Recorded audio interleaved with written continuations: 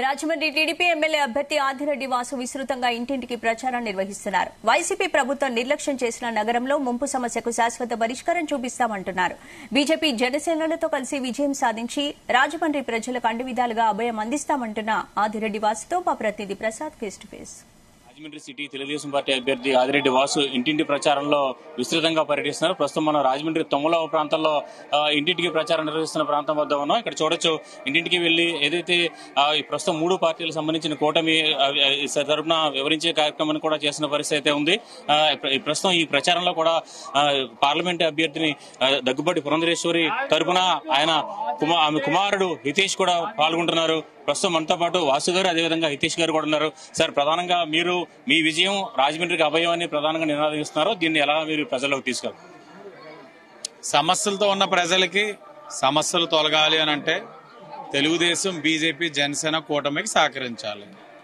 ఆ విజయం ద్వారా ప్రజలకు ఒక అభయం ఇస్తా ఉన్నాం. మేనిఫెస్టోలో ప్రధానంగా ఆరోగ్యకరమైన రాజమహేంద్రవరం, ఉపాధి కల్పించడానికి ఏ చేయాలో ఆ అవకాశాలు ఏ విధంగా కల్పించబోతా ఉన్నాం, టూరిజంకి ప్రాధాన్యత ఇచ్చే విధంగా, అలాగే క్రైమ్ రేట్ ఏదైతే రాజమహేంద్రవరంలో అంచెలంచెలుగా పెరిగిపోతా ఉందో దాన్ని నియంత్రించడానికి తీసుకోవాల్సిన జాగ్రత్తలు, ఈ అన్ని అంశాలని పొందుపరిచి మనం రాజమహేంద్రవరాన్ని ఒక అభివృద్ధి పదంగా కానీ, రాష్ట్రంలో ఏదైతే సూపర్ 6 ద్వారా సంక్షేమం ఏదైతే ప్రజలకు అందిద్దాం అనుకున్నారో సంక్షేమ పరంగా కానీ రాజమండ్రి ప్రజలందరినీ కూడా ఆదుకునేందుకు గాను ఈ 2 కూడా ఉపయోగపడుతుందనే భావంతో వాళ్ళ దగ్గర తీసుకెళ్తా ఉన్నాం. తప్పకుండా వీటిని ఆశీర్వదిస్తే వాళ్ళకి ఒక అభయం కింద తెలుగుదేశం, బీజేపీ, జనసేన నిలవడానికి అవకాశం ఉంటుంది. రాజమండ్రి ప్రధానంగా ముంపు సమస్య అనేది ఎక్కువ ఉంది. ఇప్పుడు మనం ఉన్న ప్రాంతం ఈ తుమ్మలవ కూడా అలాగే ఉంది. దీనికి సంబంధించి మీరు కార్యాచరణ నిలబడబోతున్నారు? తుమ్మలవలోనే ముంపు అనేది సమస్య ఉంది, దీర్ఘకాలికంగా సమస్య ఉంది. దాన్ని క్రమక్రమంగా తగ్గించుకుంటూ వచ్చాం. వైసీపీ వాళ్ళు వచ్చిన తర్వాత అనాలోచన అభివృద్ధి వలన కంబాల్ చెరువుని ఫ్లడ్ వాటర్ మేనేజ్మెంట్కి ఉపయోగించాలి. దాన్ని అది చేయకుండా డైరెక్ట్ చేయడం వల్ల 3 వీధులతోటి నీటి మునిగే తుమ్మలవ ఇప్పుడు 5 వీధులు కూడా మునిగే పరిస్థితులు వస్తున్నాయి. దీనికి కారణం ఎవర్రా అంటే వైసీపీ వాళ్ళే. మరలా తెలుగుదేశం, బీజేపీ, జనసేన అధికారంలోకి వచ్చిన తర్వాత కంబాల్ చెరువుని ఫ్లడ్ వాటర్ మేనేజ్మెంట్ కింద వాడుకుంటూ తుమ్మలవన్ ఏబీ నాగేశ్వరరావు పార్క్ అని కూడా ఫ్లడ్ వాటర్ మేనేజ్మెంట్ కింద దానికి కూడా స్టాండ్ బై కింద పెట్టుకొని దీనికి శాశ్వత పరిష్కారం. మేజర్ డ్రైన్స్ కట్టడం ఒక ఎత్తు అయితే, లో లయింగ్ ఏరియా కాబట్టి ఆ నీటిని కూడా పడిన ఒక అరగంటలోనే ఇక్కడ నుంచి నీరుని తరలించే కార్యక్రమం చేసినట్లయితే ఇక్కడ ముంపు అనేది ఉండదు.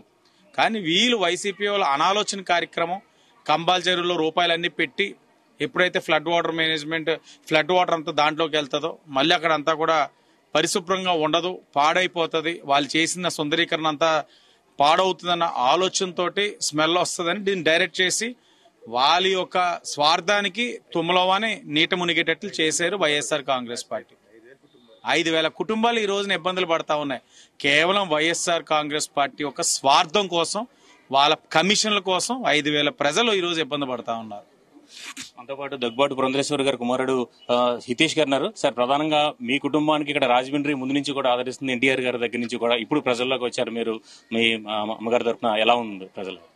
ఇప్పుడు ఎక్కడికెక్కడ వెళ్తున్నా మా ఇంటోళ్ళే అన్నట్టుగానే అందరినీ మమ్మల్ని తీసుకుని వెంటనే నేను ఎలాగో ఎవరికి పరిచయం లేదు. అమ్మగారిని తెలిసిన వెంటనే అరే మా ఇంటి ఆడబడుచు మా ఇంటి దగ్గరకు వచ్చారు అనేది చెప్పుకుంటూ మా ఇంట్లోకి రండి అని హారతిచ్చి మరీ పిలుస్తున్నారు. అదే విధంగా వాసు గారు ఇందాక చెప్పినట్టు రాజమహేంద్రవరంలో డెవలప్మెంట్ అంటున్నారు కానివ్వండి, ఓవరాల్ గా ఎక్కడికి వెళ్తున్నా మెయిన్ గా డ్రైన్ సమస్య ఎక్కడికి వెళ్తున్నా కానీ అదే అందరు చెప్పుకుంటూ వస్తున్నారు. ఆ డ్రైన్ సమస్యను తీర్చారా అంటే తీర్చలేదు. హడావిడిగా రోడ్లు వేశారు, సైడ్స్ కట్టలేదు, డ్రైన్ అలానే వదిలేశారు, మొత్తం చెత్తంతా పెరిగిపోతుంది. ఈ రోడ్లు కూడా ఎక్కడి నుంచి తీసుకుని వస్తున్నారు? ఫండ్స్ ఎక్కడి నుంచి వస్తున్నాయి? సెంట్రల్ గవర్నమెంట్ ఫండ్స్ తీసుకుని వచ్చేసి వేసేసి మేము వేసామని చెప్పుకుంటూ వెళ్తున్నారు. అది ఎంతవరకు కరెక్ట్ కాదు కదా. So central government support with state government together ముందుకెళ్ళి రాజమహేంద్రవరం అనేది ఒక సంక్షేమమైన సిటీగా, ఒక టూరిజం హబ్ గా తయారు చేయాలనేది ఒక ఆలోచన. అలా చేస్తామంటూ మేము చెప్తున్నాం. ప్రచారానికి ఎవరెవరు వచ్చే అవకాశం? మీ ఫ్యామిలీ మెంబర్స్ కానీ మీ మావయ్య గారు వాళ్ళంతా కూడా వచ్చే అవకాశం? అంటే మావయ్య ఆల్రెడీ ఆయన బిజీగా ఉన్నారు, మీకు తెలుసు హిందూపురంలో ఆల్రెడీ తిరుగుతున్నారు ఆయన ప్రచారంలో ఆయన ఉన్నారు. హోప్ఫుల్లీ ఆయన కూడా వస్తారు. Let's hope. ఇది చూస్తే కనుక ఇంటింటికి కూడా ప్రచారం చేస్తున్నారు. ముఖ్యంగా ఏదైతే టీడీపీ ఇచ్చిన హామీలతో పాటు ప్రస్తుతం ఏదైతే కూటమి ప్రభుత్వానికి సంబంధించి అధికారంలోకి వస్తే ఏం చేస్తారో చెప్పేందుకు కూడా ఇక్కడ టీడీపీ రాజమండ్రి సిటీ అభ్యర్థి ఆదిరెడ్డి వాసు ఇంటింటికి ప్రచారంలో దూసుకెళ్తున్న పరిస్థితి అయితే ఉందో. ముఖ్యంగా ఇప్పటి వరకు జరిగిన అభివృద్ధి, వైసీపీ ప్రభుత్వంలో జరిగిన అభివృద్ధి కంటే తాను ఏదైతే రాజమండ్రి నగరాన్ని ముంపు బారి నుంచి రక్షించేలాగా, అదేవిధంగా ప్రజలకు కావాల్సిన అవసరాలన్నీ కూడా ఇటు మెడికల్ గా కావచ్చు, లేదంటే టూరిజం గా కావచ్చు, రెండు అవసరాలు కూడా తీరుస్తారని చెప్పి కూడా ఆదిరెడ్డి వాసు ఇక్కడ